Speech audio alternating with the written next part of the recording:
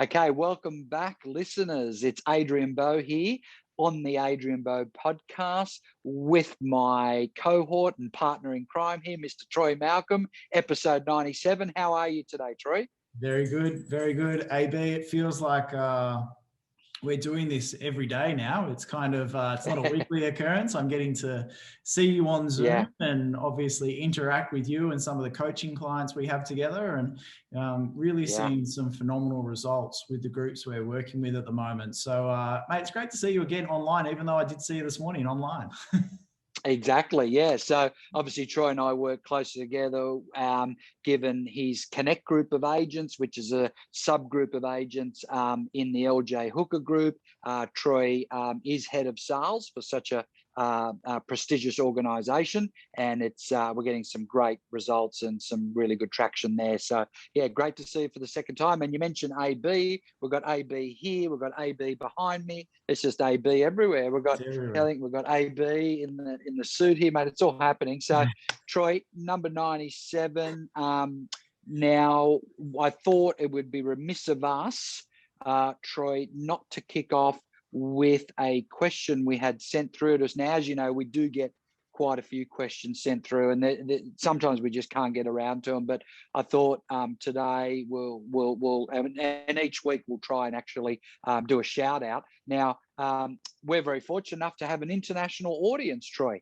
And a young chap by the name of Dylan Tracy from Barfoot and Thompson in the wonderful country of New Zealand. And I've actually got another client, Amelia, from Barfoot and Thompson. So a fantastic organisation, Troy. I don't know if you've had much to do, but fantastic group of officers there.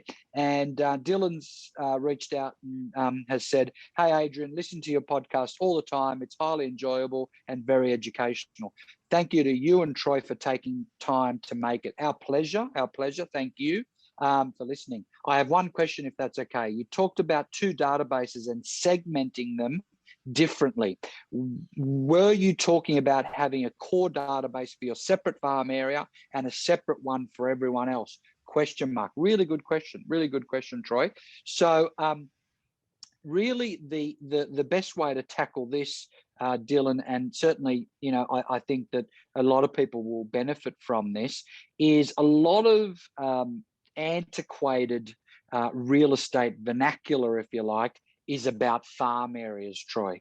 And I think they seem to be something of the past. There are still agents who enjoy the luxury of very high market share in certain suburbs, but I think for everyone else, they need to expand their geography and their thinking in terms of what these farm areas, and I think that's an antiquated term, so let's call it a BDA or a business development area, if you like, or a core market. Would you agree with that, Troy?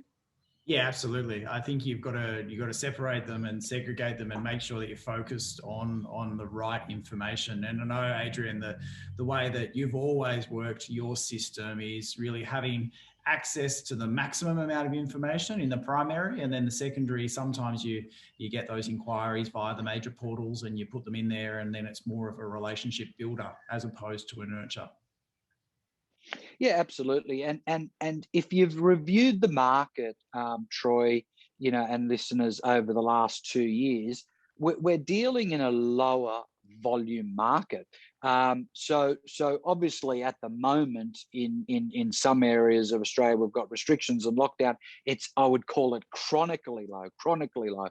However, even over the last 12 months, we have been in a lower than usual volume and a transaction market. So what does that mean? That means that you really don't have the luxury of saying, well, I'm just going to focus on this suburb, for example, because frankly, I sit down with a lot of agents, Troy, and you and I have done this together, and say, are you picking a game you can win? What we mean by that is, even if you got 50% market share in that suburb, which is very difficult in isolation, but even if you did, does that mean that you will achieve your volume of sales goal or your GCI goal? The answer is usually no. So you're not starting on the right platform, and you're not even selecting a game you can win at that particular point. So that's obviously something that's common, Troy, and I think that larger organisations are even probably lifting some restrictions, and there seems to be a bit more of an abundance attitude around geographical markets, and I think that's sensible, because more signboards means more signboards. More listings means more listings. Is that your observation? Yeah, I think so, Adrian. And looking at the data coming through from most of the bigger organisations that we see here in Australia, and I would think that it would be replicated anywhere around the world. We're knowing the data of the buyer, or where the buyers are originating from, and the way that they're working is not necessarily landlocked anymore. I think lifestyle factors have played such a big part in where people choose to live, and obviously over the past couple of years, we've seen the flexibility of working arrangements vary so differently. So it would be silly to think that you would obtain your whole business from one or two suburbs. Why? Because it is a people business, and we base this business around relationships, not around transactions. The vehicle is property, but obviously the relationship sets you apart. So knowing that and knowing that information, it makes logical sense to communicate with those clients and actually work with them, even if they are on the fringe of what you would say is a focus or a farm BDA area. Yeah, I agree. So to answer Dylan's question, I think what you need to do is choose a market that is your core market. I'd get away from the vernacular or jargon, if you will, of farm areas. So I'd choose a core market. That core market, rather than calling it suburbs, it needs to be quite a few thousand people, because if you look at quite a few thousand people, then at least it's a market that has hundreds of transactions per year. And unless it's a market that has hundreds of transactions per year, most people, they're going to be lucky to hit sort of 10% market share. So again, we go back to winning, picking a game you can actually win. So I think that's important. Then when you talk about the secondary database, then I think when you look at that is it should be complementary or peripheral areas that you've still got product knowledge in, because what we do want to make sure we're advocating, Troy, there's a duty of care for agents. So what you don't want to do is make the mistake, and I did this 25 years ago, is take on that farm in Bowra because your client really begged you to do it, or take on that property on the North Shore when you're an Eastern Suburbs agent. And it seemed like a good idea at the time because you were low on stock. All of a sudden, you end up listing a lot more properties in your core market, and then suddenly it becomes a distraction. You didn't really have duty of care because your product knowledge wasn't that good. So I think that's an erroneous and dangerous precedent, because providing a referral to another agent and getting a referral free from it is a far better commercial decision, in my opinion. Wouldn't you agree, Troy? Yeah, you have to have that focus, Adrian. And I think logically, again, just step back and think about what does that do to impact your business. So I think it's a very wise question. And I think a lot of agents at some point in their career will come up with this decision on how do they run their system. And Adrian, with the level of service that you've provided your clients over an extended period of time with the relationships you've developed, it makes sense, exactly what you've just said, to really resonate with those clients, but also know where your focus is and where your focus isn't. I guess, Adrian, that brings me to my question to you today is, because you've had such success over really nurturing those relationships, and call it a database, customer base, however you like to kind of frame it, it's allowed you to really, I guess, do a deep dive and leverage. And I know last week we spoke about understanding not only the configuration they want for the property they're searching, but also deeply understanding them. Where are their children? Is that they need a school? Does it need to have the flexibility of a home office? What do they do in the home, as opposed to just what configuration and price range are they searching? My question is, Adrian, how do you manage that, right? Because you mentioned a couple of thousand there, and you mentioned that you're working with hot buyers, and you've got a dedicated 25 that you're really focused on, and you've got your pipeline clients, and you're in contact with them on a frequent basis. How do you really cut to the chase in your conversations and dialogue with them, as opposed to just chatting? It's a great question, because there's a lot of agents that you speak with, Troy, and we've all been privy to these conversations where they and I call them floaters, where they float around and just have chats to people. There's no note taking, there's no call to action, there's no follow up, no follow through, no follow back. And that's a problem. That's a problem, because then you are just a floater having chats. So I think what's critical, Troy, and what's served me very well, and still my EBU today, and all my clients that I work with, including your group, is really drilling down on not only creating a contact, but also developing a relationship, because a contact is just a name, number, and email, unless there's a relationship attached, right? So really creating that relationship, and that's done through listening, it's done through asking more questions, it's done through being empathetic, it's done through understanding, and it's done through caring, right? There's that. Then there's making detailed notes every time that you have a conversation with somebody, okay? And then the final part, or the final piece of the puzzle, is retasking, to talk CRM language. And tasking is sort of an agent box term, but it's also a term used in many other CRMs as well. Because a lot of people we deal with, Troy, and agents we talk to, where they're like, oh, I've got 15,000 people in my database, and I'm like, how many have tasks attached to them? Or only 50. And I'm like, this is insanity. This is insanity. So please, go away for 3 weeks and do nothing else but sit down from A to Z and actually call every single one of those people. Find out if they own a piece of property in an area you could service or not. B, create a task to them, right? And 3, take detailed notes every time that you have a conversation, because without that, I can't help you. I just simply can't help you. So that's the important framework, if you like, Troy, around just a data entry. It's got to include notes, it's got to include a relationship, and it's got to include follow-up. Yeah, and I love the fact that you just said, follow up, follow through, follow back. If you're constantly thinking about those 3 things, when you're talking to someone and you're interacting with them and really getting to the core of what they're looking for, if they're a buyer, pipeline seller, what are they looking for as their next part in the real estate journey for them?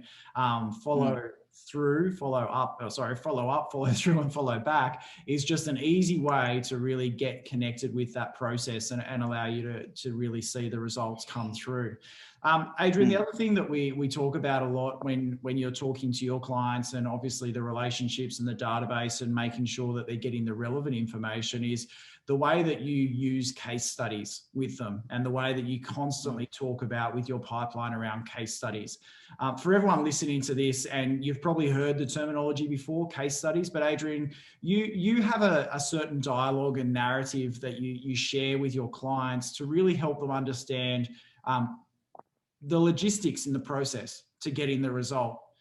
It always starts with telling a little bit of background about the person, the relationship you formed, and then also how that works with the buyer and all the process that they went through.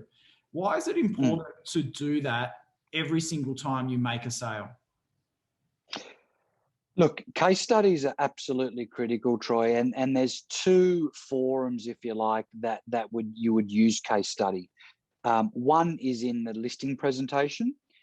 2 is in the set to sell meeting. And they're both very different. So the first forum, let's call it the listing presentation, you need to provide case studies, which is a form of social proof, Troy, as you know, which is, here's an agency agreement or a Form 6 that was signed. Here's the marketing plan that the vendor undertook. via my recommendation. Here is the vendor reports, which give you a very detailed overview of how the campaign went.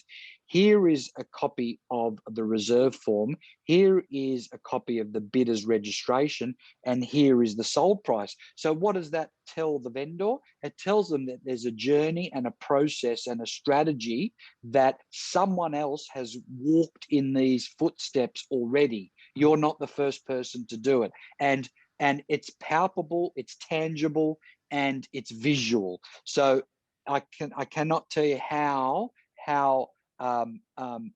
connected people feel to that journey that you take them on if you look at those steps, from step number 1 to agency agreement to the actual sale price. And there's those 5 or 6 sort of, let's call them actual written material, but what they are just metaphors, Troy. They're metaphors for actually what was triggered during the campaign, whether it was the marketing plan, whether it was the vendor reports, whether it was the domain statistics, the realestate.com statistics, the bidders registrations. All of those are just metaphors and triggers for another conversation, another story. And the best agents are the best storytellers, as you know, Troy. So that's the first appropriate forum for case studies. The next one at the set to sell, and I think a lot of agents erroneously feel that a set to sell meeting only happens once. Your set to sell meeting happens actually weekly at your vendor update face-to-face meetings or via Zoom, however you choose to do it. And when we say set to sell, we're basically providing them case studies of other pieces of real estate where if the campaign was off track, the same piece of real estate in the same market within a 7-day period, we had the luxury of adjusting the 3 levers that we have at our disposal, which is price, presentation, and marketing. And we adjusted all 3 of them. And on one Saturday, there was 4 groups, 0 interested parties. The following Saturday, same piece of real estate, same market environment, was 23 groups and 6 interested parties. What did we do during that 7-day period? We highly focused on price, presentation, and marketing, and we actually were able to make adjustments. And this is the 5 case studies where that happened, and this is the end result. So you're 100% right. They're completely appropriate in both of those environments. What's the right number of case studies? You just mentioned 5 there. What's the right number as we start to wrap up this episode 97? I think half a dozen for both is plenty. Now, with the second one though, Troy, with the second one, when you're providing case studies about, fluctuating the price, let's call it for a moment, but even though that's not the only lever, I did talk about presentation, I did talk about marketing, but if you are to display a fluctuation of pricing, we need to show both sides of the spectrum. We need to show case studies where we increase the price and ones where we decrease the price based on the objective metrics, be it open house numbers, be it email inquiries, be it web views from real estate or domain.com. So I think half a dozen is plenty. Yeah, perfect. Couldn't agree more. I think, the greater amount of case studies is important. I think if you had case studies for everything, you'd be like telephone book, especially with the sales career that you've had, Adrian. But I also think you need one is not enough. 10 is probably too many. I think half a dozen really starts to tell a story, and you can kind of see how that's benefited other clients. And you're right, Adrian. People really connect with the social proof. So if you're looking at those laws of influence, social proof is obviously a big one. So that's pretty much it. Episode 97, we're done. That went fast, Adrian. We've been going for about 20 minutes. That actually went faster than we anticipated. For everyone that's listening to this episode, please keep sending through your questions. We love answering those. And I think, Adrian, you receive them, but you do get quite a number of questions. We can't get to all of them, but I think we came to that agreement before we started recording this episode to say that, yes, every week we're going to focus on one question that we can obviously help out our listeners. To all the listeners as well, just to remind you, the algorithm absolutely loves the rating system on iTunes. And so every time we upload an episode, it would mean a huge amount to both Adrian and myself if you could rate that 5 stars. And also, if you're really feeling generous, write a review. Only 5 stars. You can't rate us anything less. You're not allowed to. Only 5 stars. And obviously a complimentary review. We do read them. It is our currency, and we want to make this as relevant as ever to make sure that you're getting the content you need and not just having Adrian and I just chit chat every week as an episode. So AB, thank you again, mate. I really love being part of the Adrian Bo podcast and sharing some of the ideas and insights that we get access to with the groups that we work with every single week. It's always a pleasure. Thanks, Troy. And we're seriously got to look at renaming it to the Adrian Bo and Troy Malcolm podcast, in my opinion. So if anyone's got any views on that, please send them through to me. And if you do ask any questions, we will give you a shout out like we did with Dylan today. So that could be something cool that you might want to be included in. So thanks again, Troy, mate. You're a beacon of positivity and professionalism in this crowded industry, and I appreciate all the outstanding work that you do in the industry. Thank you, mate. Until next week. Thank you.